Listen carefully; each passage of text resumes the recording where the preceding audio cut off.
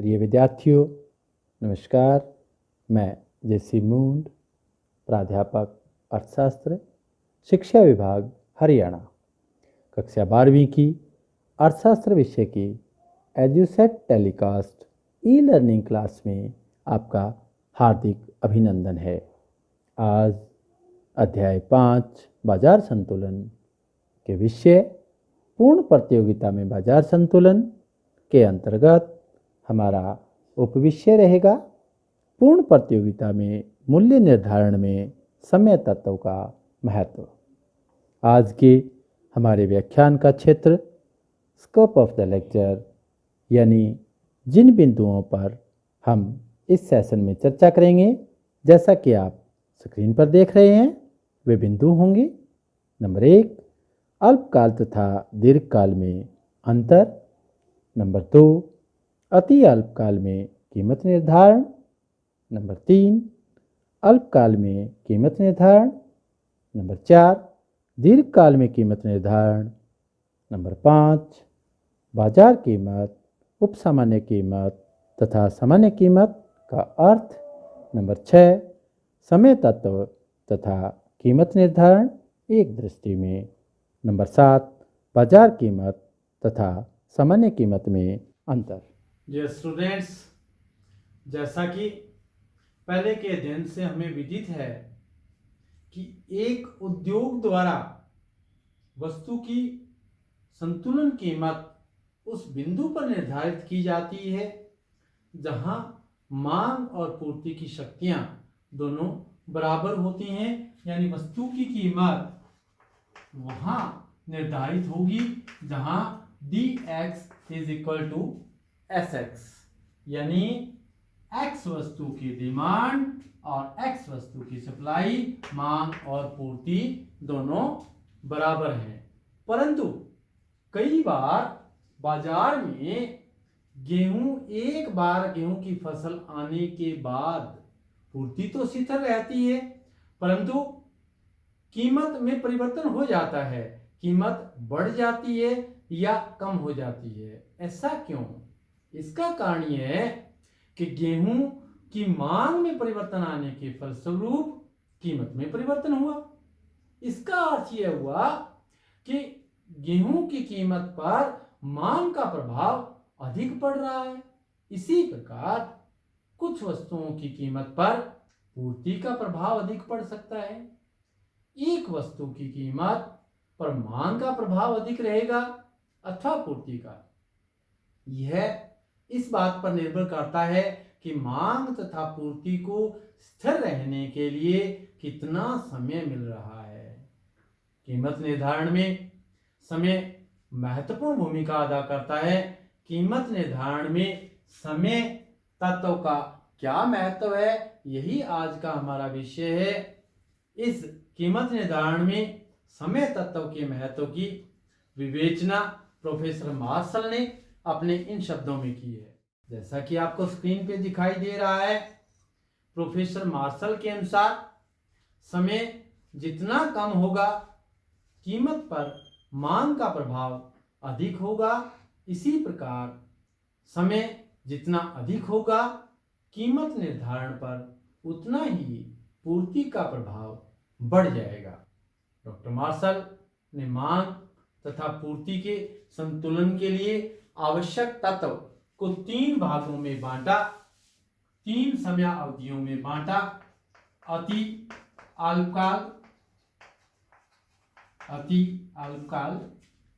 अल्पकाल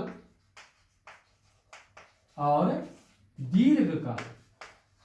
3 समयावधियों के अंतर्गत हम कीमत निर्धारण की विवेचना करेंगे। सबसे पहले अति अल्पकाल है क्या? अति अल्पकाल, जिसे वेरी शॉर्ट पीरियड कहते हैं अंग्रेजी में। अति अल्पकाल समय की वह अवधि है जिसमें किसी वस्तु की पूर्ति को केवल उसके वर्तमान स्टॉक तक बढ़ाया जा सकता है। जैसे नाशवान वस्तुएं कौन सी? दूध, फल, सब्जियां, इत्यादि, उनकी पूर्ति पूर्ण रूप से इन नाशवान वस्तुओं की पूर्ति पूर्ण रूप से बेलोचदार रहती है, पूर्ण रूप से शिथिल रहती है। आप ये भी कह सकते हैं पूर्णतया बेलोचदार होती है। इसका कारण क्या है? इसका ये कारण है कि अति अल्पकाल समय की इतनी कम अवधि होती है कि इसमें उत्पादन के साधनों में वृद्धि करके उत्पादन को नहीं बढ़ाया जा सकता, संभव ही नहीं है। क्योंकि अति अल्पकाल में उत्पादन के जितने भी साधन हैं, चाहे वो दो प्रकार के साधन होते हैं, स्थिर साधन और परिवर्तनशील साधन, दोनों ही साधन शिथिल होते हैं। यानी फर्म के पास इतना समय नहीं होता कि स्टॉक में किसी प्रकार की वृद्धि कर सके। इसे हम एक उदाहरण से समझ सकते हैं। मान लिया आपके विद्यालय में कैंटीन में 10 बजे सोमवार को, मंडे को 100 रसगुल्ले हैं और आपको पार्टी करनी है बच्चों को। आपको पार्टी के लिए 11 बजे आपको 200 रसगुल्ले चाहिए। इसका मतलब 100 रसगुल्ले और तैयार हो तो बात बने। वह अधिक से अधिक 100 रसगुल्लों की पूर्ति कर सकता है जिनका उसके पास स्टॉक है, और 1 घंटे में 100 रसगुल्ले तैयार नहीं कर सकता। अतः अति अल्पकाल समय की वह अवधि है जिसमें किसी वस्तु की पूर्ति को वर्तमान स्टॉक तक बढ़ाया जा सकता है। कहां तक बढ़ाया जा सकता है? वर्तमान स्टॉक, यानी जितना उसके पास स्टॉक है उतना ही उपलब्ध हो सकता है। उत्पादन के साधन सारे के सारे शिथिल होंगे, पूर्ति पूर्णतः बेलोचदार होगी, इस तरह वर्तमान स्टॉक तक बढ़ाया जा सकता है। इस स्थिति में कीमत निर्धारण, अति अल्पकाल में जो कीमत निर्धारण है वहां मांग का प्रभाव अधिक होगा। इसका अर्थ ये हुआ कि पूर्ति का कोई महत्व नहीं है, ऐसा बिल्कुल नहीं है। थोड़ा असर रहता है पूर्ति का। वास्तव में इस स्थिति में कीमत, जो पूर्ति और मांग है, पूर्ति आपका निष्क्रिय तत्व है, पूर्ति निष्क्रिय तत्व है, यानी पैसिव फैक्टर है। पूर्ति पैसिव फैक्टर है, जबकि मांग सक्रिय तत्व है, एक्टिव फैक्टर है, एक्टिव फैक्टर है। अति अल्पकाल, वेरी शॉर्ट पीरियड में मांग और पूर्ति दोनों में पूर्ति निष्क्रिय तत्व है और मांग सक्रिय तत्व है। ऐसी अवस्था में उस वस्तु की जो कीमत निर्धारित होती है उस कीमत को बाजार कीमत कहते हैं। बाजार कीमत कहा जाता है, मार्केट प्राइस। बाजार कीमत कौन सी कीमत है? वह कीमत है जो किसी वस्तु की एक बाजार में एक निश्चित समय पर प्रचलित होती है, वो बाजार कीमत कहलाती है। अति अल्पकाल में बाजार कीमत ही निर्धारित होती है। बाजार कीमत को समझने के लिए हम रेखा चित्रीय विवरण देखते हैं। जैसा कि आपको ग्रीन बोर्ड पे दिखाई दे रहा है, ये हमारा एक्स एक्सिस है, ये आपका वाई एक्सिस है। यहाँ हम क्वांटिटी लेते हैं, यहाँ प्राइस लेते हैं।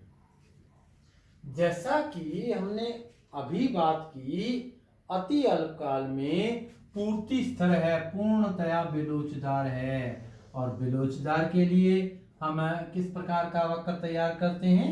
ऊर्ध्वाधर, यानी पूर्ति स्थिर है और मांग सक्रिय तत्व है।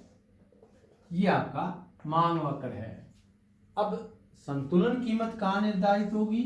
यहाँ, जहाँ पूर्ति वक्र और मांग वक्र दोनों काटते हैं, यानी इस बिंदु पर संतुलन कीमत निर्धारित होगी, क्योंकि यहाँ मांग और पूर्ति की शक्तियां बराबर हैं दोनों।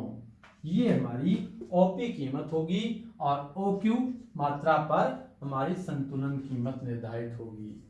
अब देखिए अति अल्पकाल में पूर्ति स्थिर है, मांग में वृद्धि हो जाए तो क्या हो। ये हमने जैसे ही मांग में वृद्धि करेंगे हमारा मांग वक्र दाईं ओर खिसक कर ऊपर की ओर चला जाएगा। अब हमारा संतुलन बिंदु भी ऊपर चला गया है, हमारी कीमत क्या होगी, नई कीमत ओपी से बढ़कर ओपी 1 हो जाएगी। यदि मांग में कमी होती है तो क्या होगा, ये नया मांग वक्र और बना दिया है। जैसे ही मांग को कम करेंगे हम मांग वक्र को बाईं ओर नीचे की ओर खिसका देंगे, D2 हमारा नया मांग वक्र आ जाएगा नीचे की ओर खिसक कर, और ये हमारा नया संतुलन बिंदु होगा। ये E1 हो गया, ये E2 हो गया, यानी यहाँ कीमत भी गिरकर नीचे आ जाएगी। जैसे ही मांग कम होगी कीमत कम हो जाएगी, जैसे ही मांग में वृद्धि होगी कीमत में भी वृद्धि होगी, जबकि मात्रा वही रहेगी क्योंकि पूर्ति स्थिर है। तो अति अल्पकाल में कीमत निर्धारण समझने के बाद अगली हमारी समयावधि है अल्पकाल, जिसे हम शॉर्ट पीरियड कहते हैं। शॉर्ट पीरियड, जे स्टूडेंट्स, अल्पकाल समय की वह अवधि है जिसमें किसी वस्तु की पूर्ति को उसकी उत्पादन क्षमता तक बढ़ाया जा सकता है। अर्थात स्थिर साधन शिथिल रहते हैं, जबकि परिवर्तनशील साधनों में परिवर्तन किया जाता है, यानी कुछ साधन शिथिल तथा कुछ परिवर्तनशील होते हैं। जबकि अति अल्पकाल में पूर्ति को वर्तमान स्टॉक तक बढ़ाया जा सकता है और अल्पकाल में उत्पादन क्षमता तक वृद्धि की जा सकती है। फर्म के पास इतना समय नहीं होता कि वो नई मशीनें लगा सकें तथा या नई फर्में उद्योग में प्रवेश कर सकें। वो सिर्फ परिवर्तनशील साधनों को बढ़ाकर अपने उत्पादन में वृद्धि करते हैं। इसे आप एक उदाहरण से समझ सकते हैं। मान लीजिए आपकी दरी बनाने की फैक्ट्री है और 10 मजदूर आपकी फैक्ट्री में लगे हुए हैं। सुबह 9 से 5 बजे तक काम करते हैं और प्रतिदिन 10 दरियों का उत्पादन होता है। यदि 2 दिन के लिए दरियों की मांग 30 दरी प्रतिदिन हो जाती है, ऐसी स्थिति में आपके पास इतना समय नहीं है कि आप नए करगे लगाकर या नई मशीनें लगाकर अपने उत्पादन में वृद्धि कर सकें।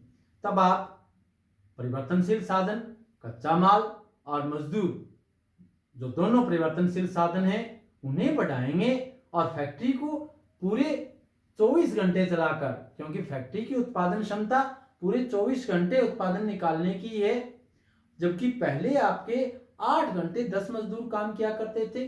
अब आप 3 शिफ्टों में 10-10 मजदूर लगाकर 8-8 घंटे की 3 शिफ्टें बनाकर 30 मजदूर लगा लेंगे और जब 8 घंटे में 10 दरियों का उत्पादन हो रहा था तो 3 शिफ्टों में 30 दरियों का उत्पादन हो जाएगा। इस प्रकार से आप फैक्ट्री को पूरे 24 घंटे चलाकर उत्पादन में वृद्धि करेंगे। अतः अल्पकाल समय की वह अवधि है जिसमें केवल परिवर्तनशील साधनों का अधिक उपयोग किया जाता है। सिर्फ परिवर्तनशील साधनों का में वृद्धि, परिवर्तनशील साधनों में वृद्धि की जाती है, जबकि अति अल्पकाल में सभी साधन शिथिल रहते थे और अल्पकाल में परिवर्तनशील साधनों में वृद्धि की जा सकती है और शिथिल साधन शिथिल ही बने रहते हैं। शिथिल साधनों में इसलिए परिवर्तन नहीं हो पाता क्योंकि समय की अवधि इतनी कम होती है कि उसमें परिवर्तन करना संभव नहीं है।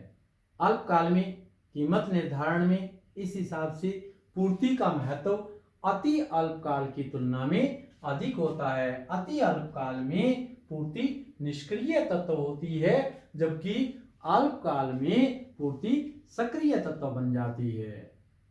परंतु कई साधनों की शिथिलता के कारण पूर्ति कीमत निर्धारण का इतना महत्वपूर्ण निर्धारक नहीं हो पाती जितना कि मांग, यानी ज्यादा प्रभाव मांग का रहता है और कम प्रभाव पूर्ति का रहता है। हाँ, रहता अवश्य है।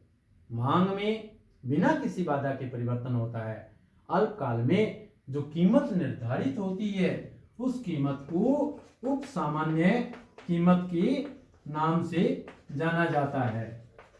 अति अल्पकाल में जो कीमत निर्धारित होती है वह बाजार कीमत के नाम से जानी जाती है, जबकि अल्पकाल में जो कीमत निर्धारित होती है उसे उप सामान्य कीमत, सब नॉर्मल प्राइस के नाम से जाना जाता है। उप सामान्य कीमत का निर्धारण किस प्रकार होता है, इसे हम रेखा चित्रीय विवरण से समझते हैं। आपका एक्स एक्सिस है, वाई एक्सिस है, इधर जैसा कि विदित है प्राइस लेते हैं और एक्स एक्सिस पे क्वांटिटी लेते हैं, वस्तु की मात्रा।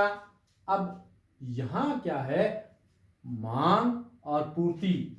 अति अल्पकाल में पूर्ति निष्क्रिय तत्व थी, मांग सक्रिय तत्व थी, जबकि अल्पकाल में दोनों ही सक्रिय तत्व हैं। ऐसी अवस्था में यह आपका एस एस पूर्ति वक्र है, यह डी डी मांग वक्र है।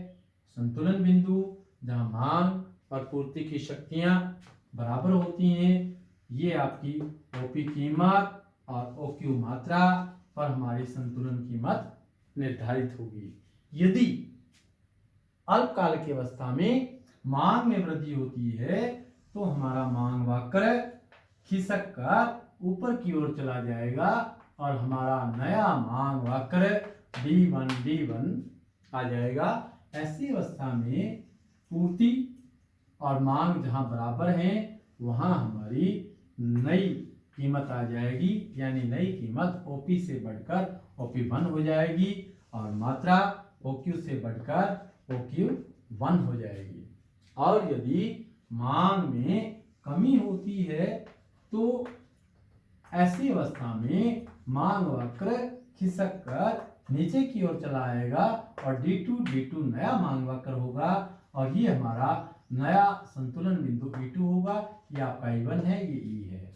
ऐसी अवस्था में कीमत भी गिरकर OP से गिरकर OP2 हो जाएगी और मात्रा भी OQ से घटकर OQ2 हो जाएगी। कहने का मतलब अल्पकाल की अवस्था में यदि मांग में वृद्धि होती है तो कीमत में भी वृद्धि होती है और मात्रा में भी वृद्धि होती है, और यदि मांग में कमी होती है तो कीमत में भी कमी होती है और मात्रा में भी। अति अल्पकाल और अल्पकाल दो समयावधियों की विवेचना करने के बाद तीसरी समयावधि आती है हमारी दीर्घकाल, जिसे अंग्रेजी में लॉन्ग पीरियड कहते हैं।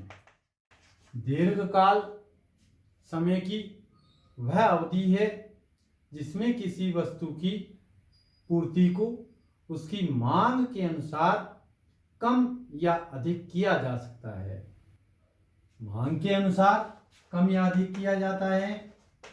यदि मांग बढ़ जाती है तो पूर्ति को बढ़ाने के लिए नई मशीनें लगाई जा सकती हैं, नई फर्में स्थापित की जा सकती हैं। इसके विपरीत यदि मांग कम है तो कुछ फर्में अपना काम बंद कर देंगी। अन्य शब्दों में दीर्घकाल समय की वह अवधि है जिसमें पूर्ति में मांग में होने वाले परिवर्तन के अनुसार पूरी तरह परिवर्तन हो सकता है। इसका कारण यह है कि दीर्घकाल में परिवर्तनशील तथा शिथिल साधन दोनों ही सभी साधन परिवर्तनशील होते हैं। दोनों ही प्रकार के साधनों में परिवर्तन करके उत्पादन में वृद्धि की जा सकती है। वास्तव में दीर्घकाल में उत्पादन के सभी साधन परिवर्तनशील होते हैं।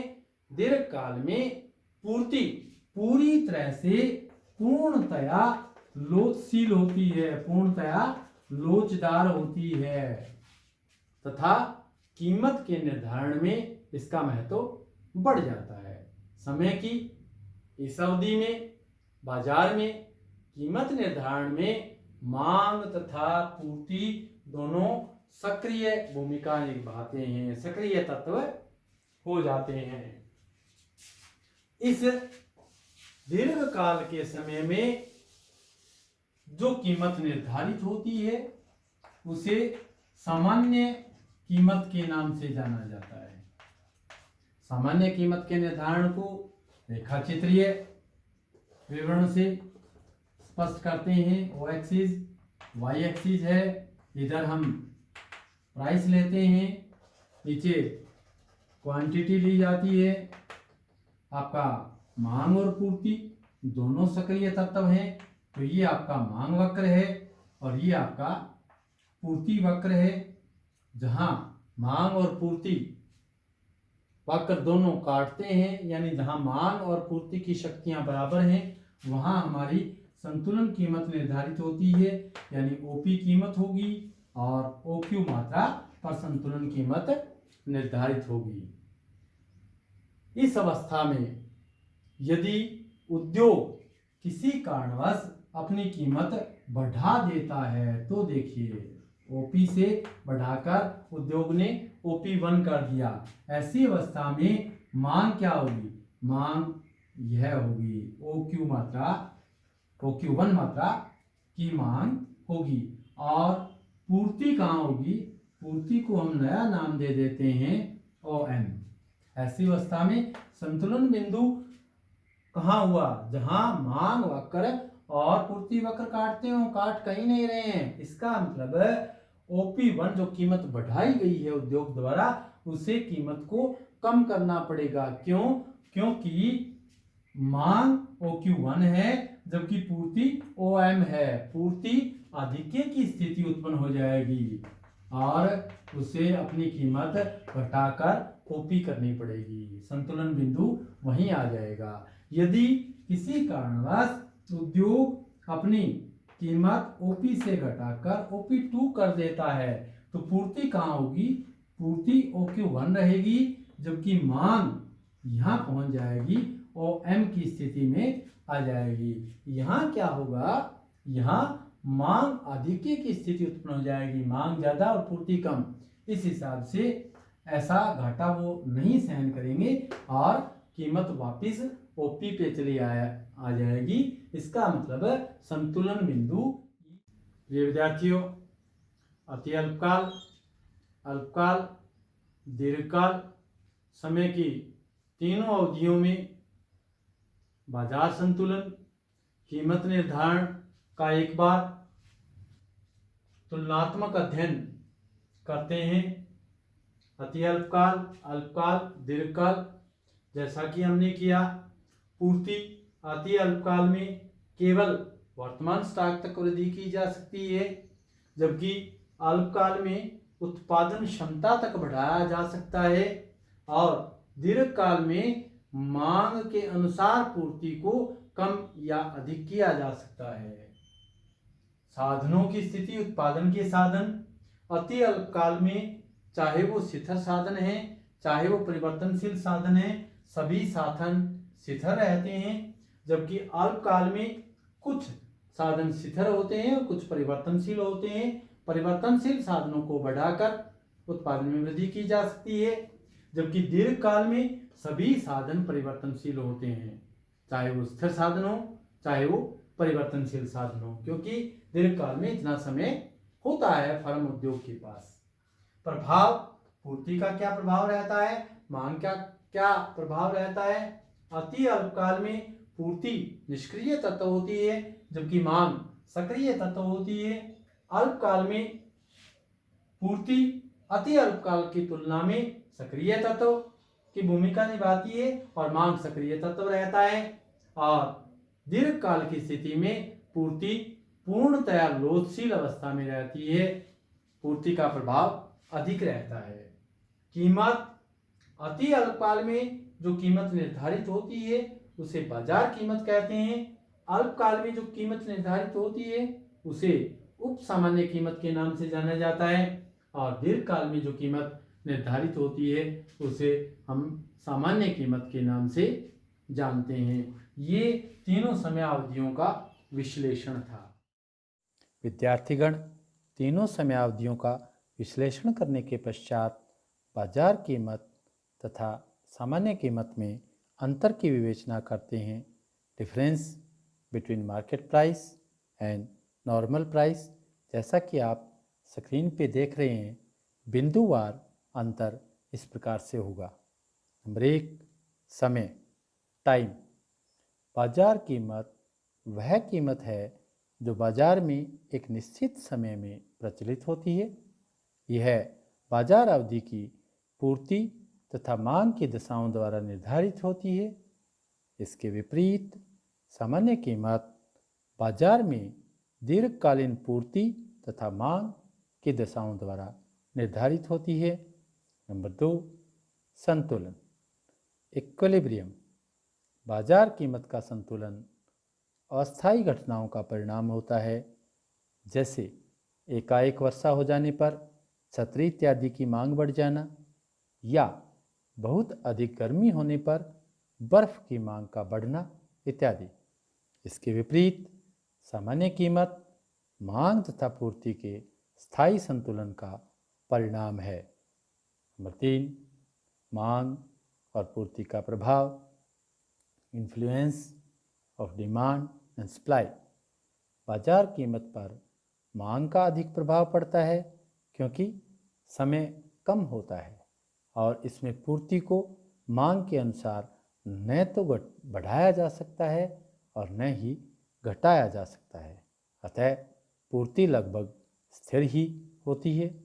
सामान्य कीमत पर पूर्ति का अधिक प्रभाव पड़ता है क्योंकि समय इतना लंबा होता है कि पूर्ति का मांग के अनुसार बढ़ाया घटाया जा सकना संभव है। परिवर्तन, चेंजेस। बाजार कीमतों में जल्दी परिवर्तन होने की संभावना होती है, परंतु सामान्य कीमत दी हुई परिस्थितियों में स्थिर रहती है। बाजार कीमत सामान्य कीमत के ऊपर नीचे घूमती रहती है और उसके बराबर होने की प्रवृत्ति रखती है। बाजार कीमत और सामान्य कीमत के इस परिवर्तन को एक रेखा चित्र से दिखाया जा सकता है, जैसा कि आपको ग्रीन बोर्ड पे दिखाई दे रहा होगा। एक्स एक्सिस है, ये आपका वाई एक्सिस है। इधर हम प्राइस लेते हैं, इधर क्वांटिटी। ये हमारी पूर्ण प्रतियोगिता में सामान्य कीमत को दिखाता है यह वक्र, नॉर्मल प्राइस, सामान्य कीमत। जबकि बाजार कीमत में जल्दी परिवर्तन होने की संभावनाएं रहती हैं, तो ऐसी अवस्था में ये हमारी मार्केट प्राइस है, जो बाजार कीमत के, यह बाजार कीमत सामान्य कीमत के इर्द गिर्द घूमती है। वास्तविक तथा संभावित कीमत, रियल एंड प्रोबेबल प्राइस। बाजार कीमत किसी निश्चित समय पर वास्तव में प्रचलित होती है।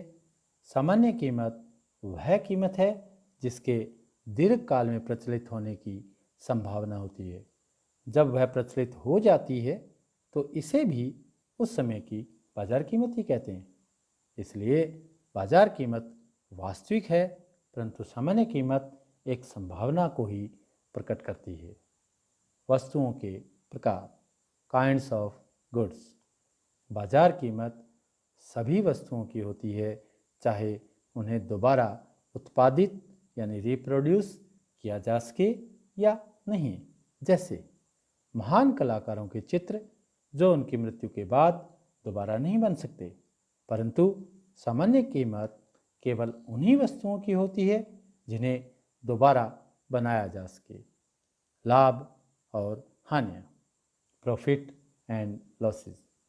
बाजार कीमत उत्पादन लागत से अधिक या कम हो सकती है क्योंकि इस पर मांग की शक्तियों का प्रभाव अधिक होता है। इसलिए यह असामान्य लाभ, सुपर नॉर्मल प्रॉफिट या हानि को प्रकट करती है, परंतु सामान्य कीमत उत्पादन लागत के बराबर होती है क्योंकि इसके निर्धारण में पूर्ति की शक्तियों का प्रभाव अधिक होता है। अतः इसमें सामान्य लाभ, नॉर्मल प्रॉफिट ही प्राप्त होते हैं। डियर स्टूडेंट्स, आज के सेशन की सार रूप में पुनरावृत्ति करते हैं। अति अल्पकाल, वेरी शॉर्ट पीरियड। अति अल्पकाल समय की वह अवधि है जिसमें किसी वस्तु की पूर्ति को उसके वर्तमान स्टॉक से अधिक नहीं बढ़ाया जा सकता। अल्पकाल, शॉर्ट पीरियड। अल्पकाल समय की वह अवधि है जिसमें किसी वस्तु की पूर्ति को उसकी वर्तमान उत्पादन क्षमता तक बढ़ाया जा सकता है। दीर्घकाल, लॉन्ग पीरियड। दीर्घकाल समय की वह अवधि है जिसमें किसी वस्तु की पूर्ति को उसकी मांग के अनुसार कम या अधिक किया जा सकता है। बाजार कीमत, मार्केट प्राइस। अति अल्पकाल में जो कीमत निर्धारित होती है उसे बाजार कीमत कहते हैं। बाजार कीमत वह कीमत है जो किसी वस्तु की एक बाजार में एक निश्चित समय पर प्रचलित होती है। कीमत निर्धारण में पूर्ति निष्क्रिय तत्व, पैसिव फैक्टर के रूप में काम करता है तथा मांग सक्रिय तत्व, एक्टिव फैक्टर होता है। उदाहरण स्वरूप नाशवान वस्तुएं, सब्जियां, दूध, फल इत्यादि। उपसामान्य कीमत, सब नॉर्मल प्राइस। अल्पकाल में जो कीमत निर्धारित होती है उसे उपसामान्य कीमत कहा जाता है। अल्पकाल में केवल परिवर्तनशील साधनों का अधिक उपयोग करके उत्पादन में वृद्धि की जा सकती है तथा स्थिर साधन स्थिर ही बने रहते हैं। कीमत निर्धारण में पूर्ति का महत्व अति अल्पकाल की तुलना में अधिक होता है। सामान्य कीमत, नॉर्मल प्राइस। दीर्घकालीन कीमत को सामान्य कीमत भी कहा जाता है। सामान्य कीमत के निर्धारण पर मांग की तुलना में पूर्ति का अधिक प्रभाव पड़ता है। मॉर्सल के अनुसार सामान्य कीमत वह कीमत है जिसके निर्धारण की प्रवृत्ति तब प्रकट होती है जब मांग और पूर्ति की शक्तियों को एक दूसरे के समान होने का पूरा समय मिल जाता है। According to doctor Marshall, normal price is that price which tends to prevail in a market when full time is given to the forces of demand and supply to adjust themselves. उम्मीद है आपको ये सब अच्छे से समझ आया होगा। That's all. Have a nice day.